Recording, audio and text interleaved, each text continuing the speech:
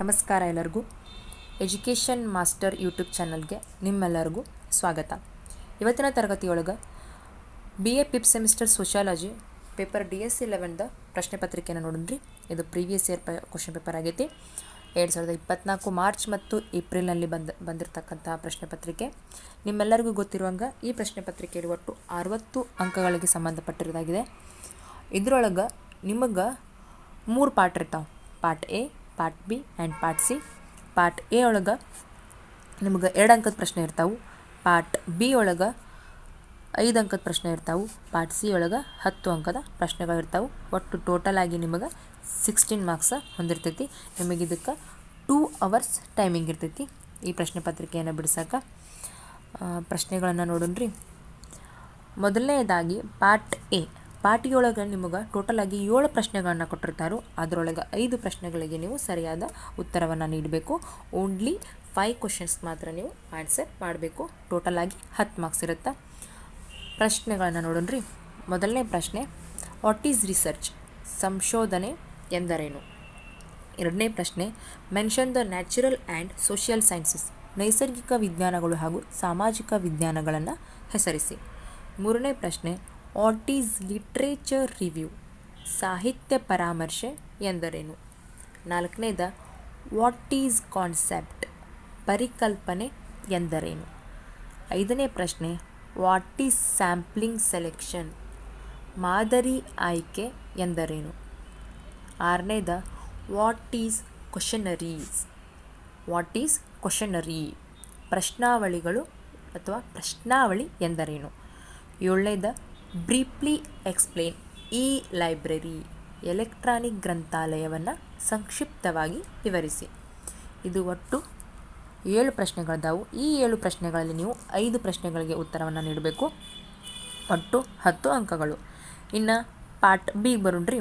Part B ಒಳಗೆ ನಿಮಗೆ 4 ಪ್ರಶ್ನೆಗಳಿಗೆ ನೀವು ಉತ್ತರವನ್ನು ನೀಡಬೇಕು. ನಿಮಗೆ ಅವರು 6 ಪ್ರಶ್ನೆಗಳನ್ನು ಕೊಟ್ಟಿರ್ತಾರೋ.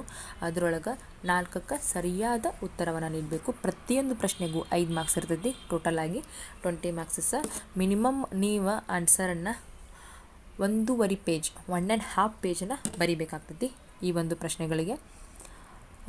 ಮೊದಲನೇ ಪ್ರಶ್ನೆ, explain the meaning and components of research design. ಸಂಶೋಧನಾ ವಿನ್ಯಾಸದ ಅರ್ಥ ಮತ್ತು ಅದರ ಘಟಕಾಂಶಗಳನ್ನು ವಿವರಿಸಿರಿ. ಎರಡನೆಯ ಪ್ರಶ್ನೆ, ಡಿಸ್ಕಸ್ ದ ಹೈಪೋಥಿಸಿಸ್. ಪ್ರಾಕಲ್ಪನೆಗಳನ್ನು ಚರ್ಚಿಸಿರಿ. ಮೂರನೇ ಪ್ರಶ್ನೆ, ಇಲ್ಯುಸ್ಟ್ರೇಟ್ ಸರ್ವೆ ಮೆಥಡ್. ಸಮೀಕ್ಷಾ ವಿಧಾನವನ್ನು ವಿವರಿಸಿ. ನಾಲ್ಕನೇ ಪ್ರಶ್ನೆ, what is interview? Explain it's merits and demerits. ಸಂದರ್ಶನ ಅಂದರೆ ಏನು? ಅದರ ಅನುಕೂಲತೆಗಳು ಮತ್ತು ಅನಾನುಕೂಲತೆಗಳನ್ನು ವಿವರಿಸಿ. ಐದನೇ ಪ್ರಶ್ನೆ, briefly explain classification and tabulation data. ವರ್ಗೀಕರಣ ಮತ್ತು ಕೋಷ್ಟಕ ಡೇಟಾವನ್ನು ಸಂಕ್ಷಿಪ್ತವಾಗಿ ವಿವರಿಸಿ. ಆರನೇ ಪ್ರಶ್ನೆ, explain the use of computer in social science research. ಸಮಾಜ ವಿಜ್ಞಾನ ಸಂಶೋಧನೆಯಲ್ಲಿ ಕಂಪ್ಯೂಟರ್ನ ಉಪಯೋಗವನ್ನು ವಿವರಿಸಿ ಅಂತ ಕೇಳ್ಯಾರ. ಅದೇ ರೀತಿ ನೀವು ಇಲ್ಲಿ ನೋಡ್ಬೋದು. 11ನೇ ಪ್ರಶ್ನೆ ಒಳಗೆ ಸಂದರ್ಶನ ಎಂದರೇನು, ಅದರ ಅನುಕೂಲ ಮತ್ತು ಅನಾನುಕೂಲ ಎರಡನ್ನೂ ಕೂಡ ನೀವು ಬರಿಬೇಕು. ಸಂದರ್ಶನ ಎಂದರೆ ಏನು ಬರಿಬೇಕು, ಅದ್ರ ಜೊತೆಗೆ ಅನುಕೂಲತೆಗಳು ಮತ್ತು ಅನಾನುಕೂಲತೆಗಳು ಎರಡನ್ನೂ ಕೂಡ ನೀವು ಇಲ್ಲಿ ಬರಿಬೇಕಾಗತ್ತೆ. ಇನ್ನು ಪಾರ್ಟ್ C ನೋಡೋಣ್ರಿ.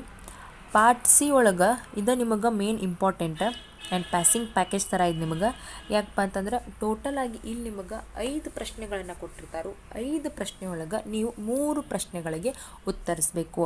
3 ಪ್ರಶ್ನೆಗಳು ನಿಮಗೆ 10 ಅಂಕಗಳನ್ನು ತಂದುಕೊಡ್ತಾವೆ. ಇನ್ನೊಂದೇನಪ್ಪ ಅಂದ್ರೆ ಈ ಪ್ರಶ್ನೆಗೆ ನೀವು ಮ್ಯಾಕ್ಸಿಮಮ್ ಆಗಿ 3 ಪೇಜ್ ಆದರೂ ಉತ್ತರವನ್ನು ಬರೀಲೇಬೇಕು. ನೀವು ಪೀಠಿಕೆ ಹಿಡ್ಕೊಂಡು ಉಪಸಂಹಾರದವರೆಗೂ ನೀವು ಏನು ಬರಿತೀರೋ ಒಟ್ಟು ಟೋಟಲ್ ಆಗಿ ನೀವು 3 ಪೇಜ್ವರೆಗೂ ಉತ್ತರವನ್ನು ಬರಿಬೇಕು. ಪ್ರಶ್ನೆಗಳು ಯಾವ ರೀತಿ ಇದಾವೆ ಅಂತ ನೋಡೋಣ್ರಿ. ಸಂಶೋಧನೆ ನಡೆಸಲು ಅನುಸರಿಸಬೇಕಾದ ಹಂತಗಳನ್ನು ಚರ್ಚಿಸಿರಿ. ಸರಿಯಾಗಿ ಪ್ರಶ್ನೆನ ನೋಡ್ರಿ. ಸಂಶೋಧನೆ ನಡೆಸಲು ಅನುಸರಿಸಬೇಕಾದ ಹಂತಗಳನ್ನು ಕೇಳಿದಾರು, ಸಂಶೋಧನಾ ವಿಧಾನಗಳನ್ನು ಕೇಳಿಲ್ಲ. ಸಂಶೋಧನಾ ವಿಧಾನಗಳು ಮತ್ತು ಹಂತಗಳನ್ನು ಕಂಪ್ಯೂಸ್ ಮಾಡ್ಕೊತೀರಿ. ಸಂಶೋಧನಾ ನಡೆಸಲು ಬೇಕಾದಂತಹ ಹಂತಗಳನ್ನು ನೀವು ಇಲ್ಲಿ ಬರಿಬೇಕು. ಟೋಟಲಾಗಿ 3 ಪೇಜ್ ಬರಿಬೇಕು. Discuss the steps for conducting research. Next 2ನೇ ಪ್ರಶ್ನೆ, what is observation, explain its types. ಅವಲೋಕನ ಎಂದರೇನು, ಅದರ ಪ್ರಕಾರಗಳನ್ನು ವಿವರಿಸಿರಿ. ನೆಕ್ಸ್ಟ್ 3ನೇ ಪ್ರಶ್ನೆ, explain the meaning and importance of social statistics. ಸಾಮಾಜಿಕ ಸಂಖ್ಯಾಶಾಸ್ತ್ರದ ಅರ್ಥ ಮತ್ತು ಮಹತ್ವವನ್ನು ವಿವರಿಸಿರಿ. ಈ ಪ್ರಶ್ನೆ ತುಂಬಾ ಇಂಪಾರ್ಟೆಂಟ್. ಆಲ್ಮೋಸ್ಟ್ ಆಗಿ ಬಹಳ ಸಲ ಈ ಪ್ರಶ್ನೆನ ಕೇಳಿದ್ದಾರೆ. ಅದೇ ರೀತಿಯಾಗಿ ನೀವು ನೋಡ್ಬೋದು, ಸಂಶೋಧನೆ ನಡೆಸಲು ಅನುಸರಿಸಬೇಕಾದ ಹಂತಗಳನ್ನು ಕೂಡ ಹಲವು ಬಾರಿ ರಿಪೀಟ್ ಆದಂತಹ ಪ್ರಶ್ನೆ. Next, explain the bar charts and pie charts. ಸ್ತಂಭ ರೇಖಾಚಿತ್ರ ಹಾಗೂ ವೃತ್ತಾಕಾರದ ರೇಖಾಚಿತ್ರವನ್ನು ವಿವರಿಸಿ. ಈ ಪ್ರಶ್ನೆಯು ಕೂಡ most of the time repeat ಆಗೈತಿ. ಸ್ತಂಭ ರೇಖಾಚಿತ್ರ ಹಾಗೂ ವೃತ್ತಾಕಾರದ ರೇಖಾಚಿತ್ರವನ್ನು ವಿವರಿಸಿ. Explain the bar charts and pie charts. Last question, discuss the forms of measures of central tendencies. ಕೇಂದ್ರ ಪ್ರವೃತ್ತಿಯ ರೂಪಗಳನ್ನು ಚರ್ಚಿಸಿರಿ. ಟೋಟಲ್ ಆಗಿ 5 ಪ್ರಶ್ನೆ ಇದಾವೆ. ಈ 5 ಪ್ರಶ್ನೆ ಒಳಗೆ ನೀವು 3 ಪ್ರಶ್ನೆಗಳನ್ನ ಉತ್ತರಿಸಬೇಕು. ಒಟ್ಟು ಪಾರ್ಟ್ 1, ಪಾರ್ಟ್ 2, ಪಾರ್ಟ್ ಸಿ ಅನ್ನು ಸೇರಿಸಿ 60 ಅಂಕದ ಪ್ರಶ್ನೆ ಪತ್ರಿಕೆ ಆಗೈತಿ. ನಿಮಗೆ 2 ತಾಸು ಟೈಮ್ ಇರುತ್ತೆ. ಇದಕ್ಕೆ ಇಲ್ಲಿಗೆ ಈ ಪ್ರಶ್ನೆ ಪತ್ರಿಕೆ ಮತ್ತು ಇವತ್ತಿನ ತರಗತಿ ಮುಗೀತು. ನಿಮಗೆ ಇದೇ ರೀತಿ ವಿಡಿಯೋಗಳು ಮತ್ತು ಪ್ರಶ್ನೆ ಪತ್ರಿಕೆಗಳು ಬೇಕಾಗಿದ್ದಪ್ಪ ಅಂದ್ರೆ ಕಮೆಂಟ್ ಬಾಕ್ಸೊಳಗೆ ಕಮೆಂಟ್ ಹಾಕಿರಿ. ಇದೇ ರೀತಿಯ ಹೊಸ ವಿಡಿಯೋಗಳಿಗಾಗಿ ಎಜುಕೇಷನ್ ಮಾಸ್ಟರ್ ಯೂಟ್ಯೂಬ್ ಚಾನಲ್ನ ಸಬ್ಸ್ಕ್ರೈಬ್ ಮಾಡ್ಕೊಳ್ಳಿ. Thank you.